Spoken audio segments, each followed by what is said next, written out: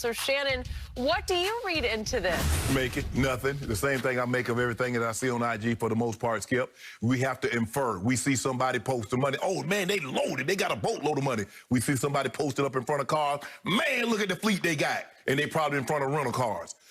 This doesn't mean anything to me. I want someone to wake me up when Dak Prescott put pen to paper on a long-term deal. Not a franchise tag again. The Cowboys have been saying this. Steven and Jerry Jones, Dak's a franchise guy. Dak's our guy. Nobody is more fond of Dak Prescott than the Dallas Cowboys. Yep. And I ain't seen no contract. And Dak is saying all the right things as he should, because I'm not going to mess up my opportunity. Oh, man, Dak's looking at other opportunities. No, I'm going to say, oh, yeah, I want to run it back. I want to run it back. Sure, Dak wants to run it back, but Dak wants to run it back at fair market value. And so for me, Skip, this doesn't do anything for me. This like what somebody tweeted this and Dak liked it and he commented. This is what I want to see happen. When they pull out them contracts, Skip, that thing they have the NFL station there on it, and you start flipping them pages, and Dak sitting there with his nice suit on with his cowboy hat, and he put pen to paper on a long-term deal, then you and I going to have really something to talk about. But this right here, this does nothing for me. Okay. Shannon Sharp, as you know, I am virtually a lifelong Dallas Cowboy fan.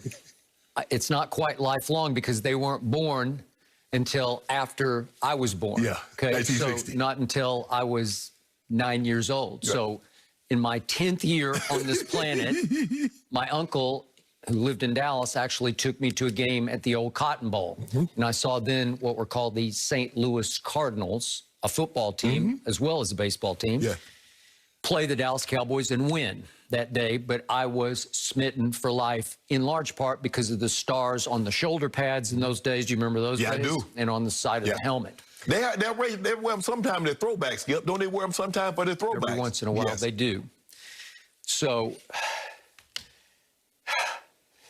I'm here to tell you that with this moment, it has come to this for us on this show, having to try to read into some silly IG post that means Dak is a Cowboy for life, the way I'm a fan for life. Right. The depression of this is pulling me down into the abyss. Right. And I'm not exaggerating. As a Cowboy fan, I have never been more depressed about my chances that I went from mountaintop to Death Valley in 1 year, because last year was just abysmal for me from start to finish, because they narrowly lost that opener to kick off the game out here against the Rams in their brand new multi-billion-dollar stadium. And it was a close call, and I thought they got robbed on a push-off call, remember, on Michael Gallup. Ramsey.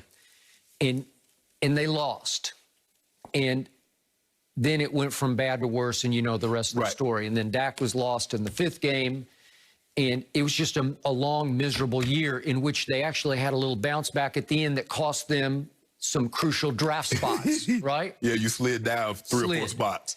So what am I supposed to do with this as a fan? Because I don't like any of it.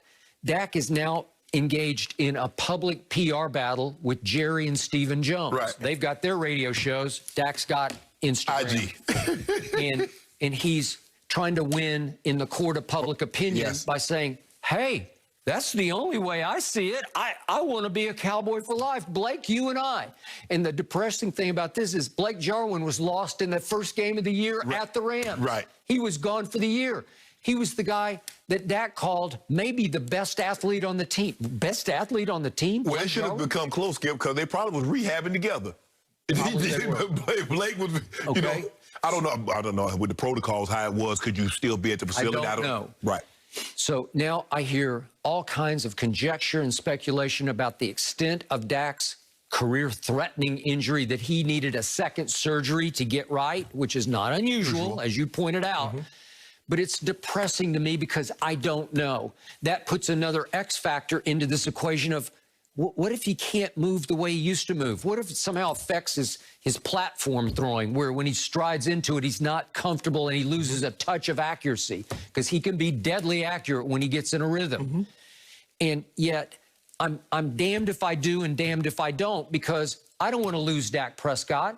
On the other hand, Do I think he's worth 42, 43, 44 million? I do not, because I told you before, I'm a bigger Cowboy fan than I am a Dak fan, but I've been the biggest Dak defender on earth, especially sitting in this seat across from you, because you have been hard on Dak Prescott. You have never loved him. Right, but here's the thing, though, Skip. You know there are certain things that are going to increase in value.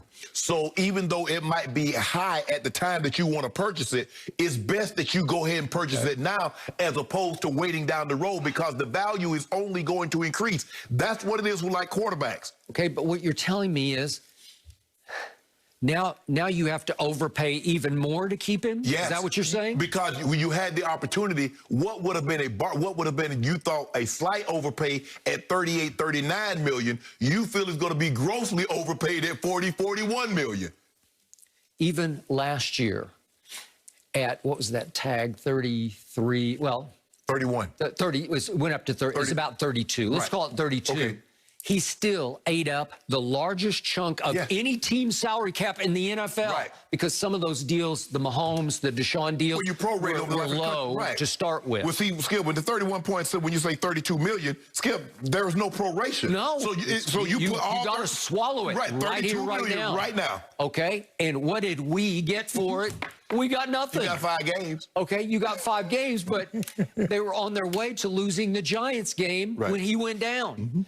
And Andy Dalton came in and saved it with 2 miraculous throws, or that would have been a disaster. Skip, this is what we know. We know that you're not going to win very many games if you don't have a quarterback.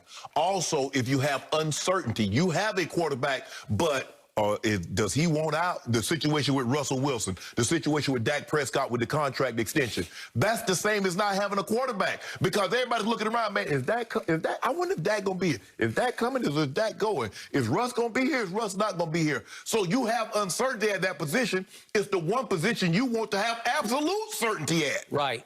Okay, so look at what I'm facing going into next year. How are they going to fix the defense on the fly? It was historically bad. Right. Will it get that much better next year with a new coordinator? I doubt it. Well, they got Dan Quinn. I know, but so you got the old Seattle factor. Right. Okay. But Skip, they didn't like Chris Richard.